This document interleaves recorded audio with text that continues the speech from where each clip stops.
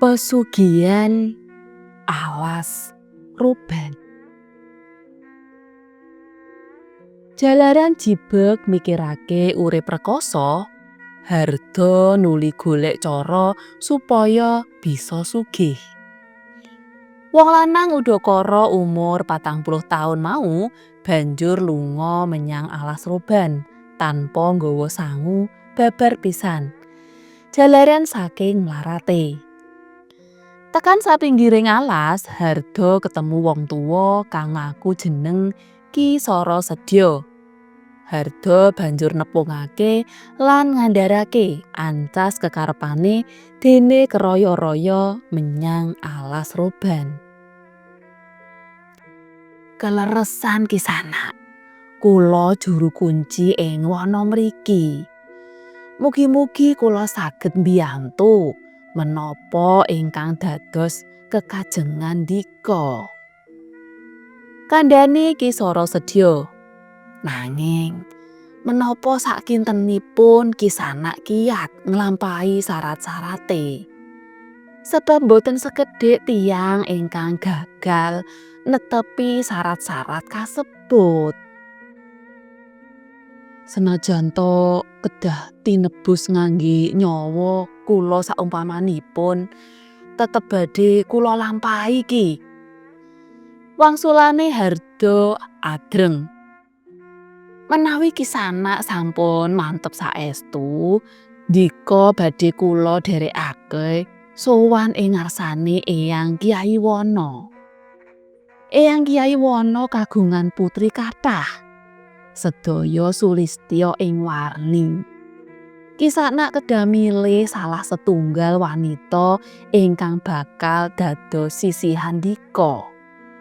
Salajengipun Kisanak didhawuhi kondur riyin déning Eyang Kyai Wana kangge reresik griya. Menawi sampun resik, Kisanak kedah sowan malih dhateng Eyang Kyai Wana. Ing ngriku Eyang Kyai Wana sampun nganti putrinipun ingkang sampun Kisanak pilih minangka jodho. Nanging putri kala wau rupinipun sampun boten ayu malih. Kepara awon sanget sarta badanipun risak.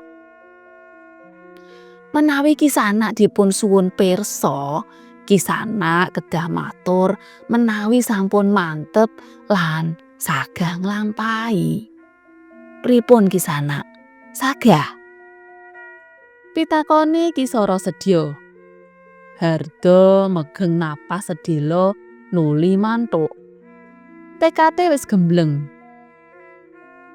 Menawi makaten, monggo kita bidhal sakmenika ugi. Pumpung wancinipun kaleres sae. Pangajake Ki Sarasedya. Ki Sarasedya banjur mlaku karo nggawa angklo kang diobong-obongi menyan. Dene Harda ngetutake ing sakmburine. Sawise rada sautara, lakune tekan tengahing alas Roban. Ki Sarasedya banjur mandheg ing ngisor wit asem kang dhuwur lan wohe mbiyet. Kukusing menyan nuli dikebul-kebulake ing prenahe wit asem nganti sautara wektu. Dumadakan kaya mlebu ing alam gaib. Katon wujude omah cakrik tajuk bukaan kang jogane ginelaran klasa alus bawira. Ing dhuwur klasa katon ana priyayi sepuh kang lenggah sila. Priyayi sepuh iku nganggo busana sarwa putih. Ki Sarasedya banjur lungguh sila ing sakngarepe priyayi sepuh sing uga sinebut Kyai Wana. Dene Harda lungguh ing sakmburine Ki Sarasedya, kepara adoh setitik. Ki Sarasedya banjur nyembah lan matur marang priyayi sepuh mau. Nyadong duka Eyang, sowan kula menika saperlu ndugekaken rencang ingkang nyuwun donga saha pangestu sarta ngajeng-ajeng dumateng berkahipun eyang. Mugi saged kinabulna menapa ingkang dados kekajenganipun. Kyai Wana mesem lan mantuk-mantuk. Ujare, bakal tak kabulake apa kang dadi penjaluke. Sebab aku rumangsa welas nyawang dheweke. Malah wong kuwi uga bakal tak pek mantu, tak entukake anakku wadon. Ki Sarasedya nuli lungguh luwih ngangsek lan ngawe Harda supaya anggone lungguh kepara maju. Ora let suwe muncul bocah wadon cacah 10 kang rupane kabeh ayu lan sandangane endah meranani. Kyai Wana kandha, "Nger, kowe milih salah siji. Endi kang mbok antepi minangka bojomu?" Kula milih ingkang caket saking mriki, Eyang. Wangsulane Harda. Coba gatekno nganti apal. Aja nganti lali karo praenane wanita pilihanmu. Sampun, Eyang, kula mboten badhe kesupen. Yen mangkono, kowe tak tampa dadi mantuku. Nanging saiki kowe mulya dhisik lan resik omah. Saponono jogan kang reget sarta kebakana jembangan lan kleting kang kothong. Yen wis rampung kabeh, nuli kowe bali mrene maneh karo nggawa mahar minangka syarat dhaupmu. Harda nuli nyembah lan matur sendika. Padha sakala alas roban kang maune padhang bali dadi peteng lelimengan. Dene omah kang kanggo lungguhan ilang saka pandelengan. Ki Sarasedya lan Harda tetep lagi lungguhan ing ngisor wit asem sing wohe mbiyet lan godhonge ngrembuyung. Lelorone nuli mlaku metu saka njero alas. "Ki Sanak kula aturi kondur riyin. Menapa ingkang dados ngendikanipun Eyang Kyai Wana wau kedah enggal pun lampahi. Yen sedaya sampun kacekapan, Ki Sanak enggal tindak mriki malih kalih mbetok arta selangkung benggol minangka mahar. Yen Ki Sanak boten gadhah yatra, saged utang riyin. Namung kedah pun wangsulaken lan ampun ngantos kesupen." Pesene Ki Sarasedya. Harda banjur mulih menyang omahe ing kutha gedhe. Tekan ngomah nuli ngungsekake anake lan bojone bali menyang omahe wong tuane. Harda banjur wiwit resik-resik lan njupuk banyu sendang kanggo ngiseni jembangan lan kleting. Sawise disawang wis rampung kabeh, Harda banjur bali nemoni Ki Sarasedya. "Ki Juru Kunci, kepareng kula matur. Kula babar pindah mboten gadhah arta pitukon kangge mahar. Mila kula nyuwun tulung ngampil arta kangge mas kawinipun, Ki." Ucape Harda nalikane Ki Sarasedya nakokake mahar kanggo nikahan. "Menawi ngaten, Ki Sanak badhe kula silihi arta selangkung kangge mahar. Nanging benjing sanes wekdal kedah pun kunduraken malih. Kula namung nderek kersa panjenengan, Ki," sumaure Harda. Sabanjure Ki Sarasedya nuli prentah karo bojone supaya undang-undang tangga teparo ing sak kiwa tengene. "Para sedulur kabeh, Tak suwun padha wiwit tata-tata.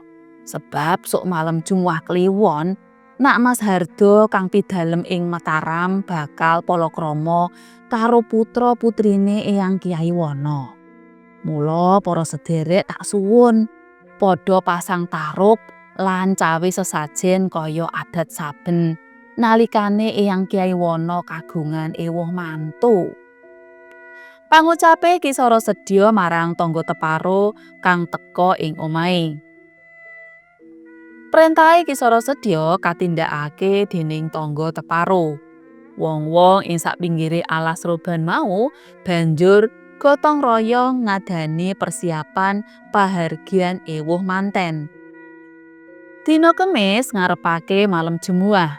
Omahe Kisara sedya katon rame lan padhang. Sabanjure ing wanci tengah wengi nuli diadani kendurenan. Dina Jumuah esuk, Kisara sedya lan Hardo nuli mangkat menyang alas roban, ngadhep marang Kyai Wana.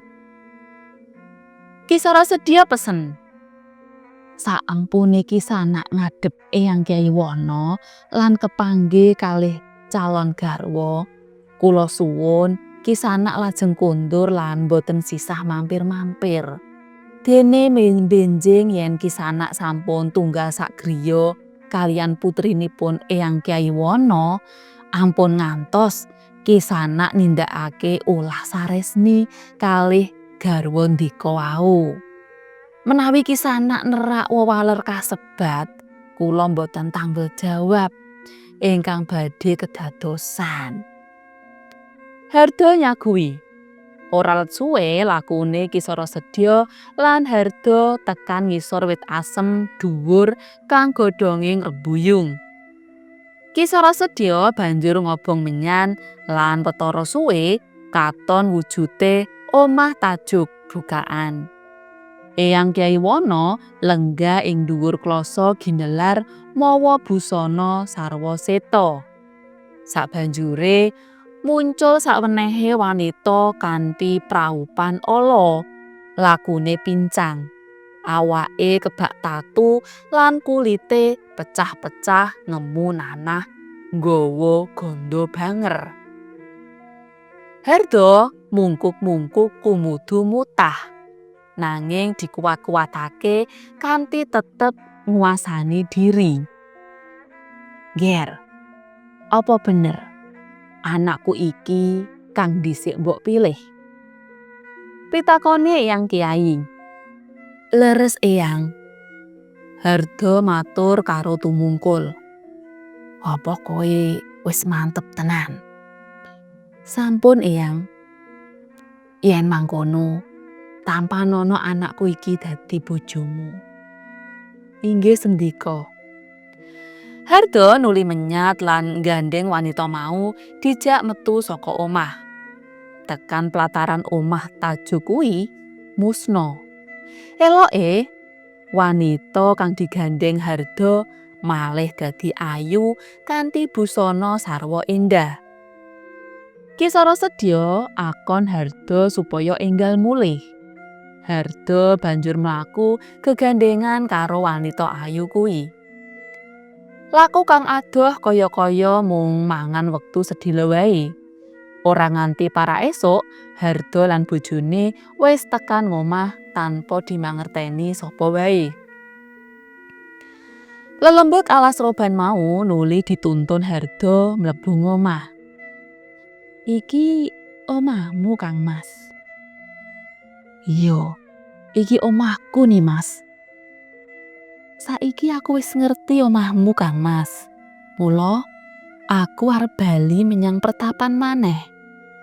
Aku bakal mrene maneh pendak malam Jumuah Kliwon lan malam Selasa Kliwon. Kamarku kudu tansah diresiki lan digelari klasa pandan kang alus. Cawisna uga kembang setaman, menyan lan sentir kang tansah murup kencar-kencar. Becik nih Mas, bakal tak turuti apa kang dadi penjalukmu." Lelembut ayu iku nuli musna kaya dikedhepake. Sabanjure pendak malam Jumuah Kliwon, Nimas Ayu mau teka maneh ing omahe Harda lan njujuk senthong kang wis dicawisake Harda. "Kang Mas, apa sliramu ora duwe bojo?" pitakone marang Harda sawijining wengi. "Saktemene aku duwe bojo lan anak Nimas. Nanging sengaja tak singkirake saka kene. Jalaran aku wedi yen Nimas Ayu duka." "Becike bojo lan anakmu iku mbok jak mrene wae Kang Mas. Aku mesakake yen anak lan bojomu padha kaliren. Aku mung manut kersamu Nimas." Harda banjur ngajak bojo lan anake bali menyang omahe maneh. Manut dawuhe Nimas Ayu, Harda pesen marang bojone supaya tetep ngladeni kaya umume wong bebojoan, nanging diwanti-wanti aja nganggo jarik bangun tulak lan gadung mlati.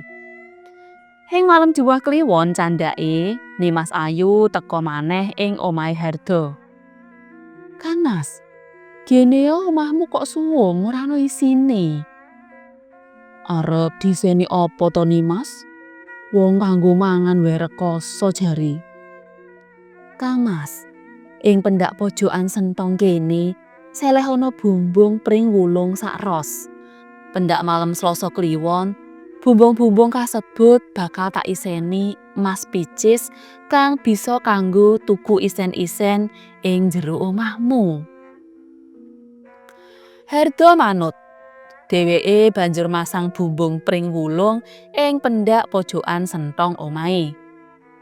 Pendak malam Selasa Kliwon, Nimas Ayu mesti teka ing omahe Ki Harda.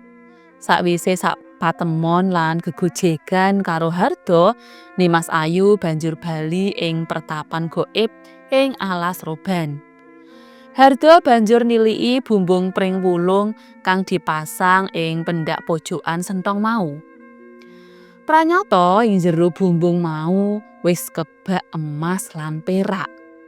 Harda lan bojone seneng banget. Barang-barang kang larang regane mau saperangan nuli didol lan saperangan kanggo usaha dedagangan, saengga ngasilake bebaten. Bondo donyane Harda uga saya tambah akeh. Jalaran pendak malam Selasa Kliwon, Nimas Ayu mesti teka karo nggawa Raja Brana. Harda banjur bangun omah gedhong kang gedhe magrong-magrong ora kalah karo omahe Punggawa Mataram. Pendak Nimas Ayu teka lan ngreririh njaluk dikumpuli, Harda ora tau nglanggati, awit eling karo pesene Ki Sarasedya nalika semana. Nanging jalaran pendak teka Nimas Ayu tansah agreng ngirigoda lan njaluk diladeni, ditambah awak kang weweg lan rupa kang ayu memilut ati. Pungkasane daya kekuwatane Harda jebol. Harda dadi lali Purwa Duksina, kagodha nafsu birahi kang makantar-kantar. Saengga nindakake senggama karo Nimas Ayu nganti sewengi nutup. Esuke Harda ditemokake ing kahanan wis tanpa nyawa ing Senthon Sengkeran. Lelakon iki dumadi ing kutha gedhe jaman Sultan Agung ngasta bawat Kanalendran ing Praja Mataram.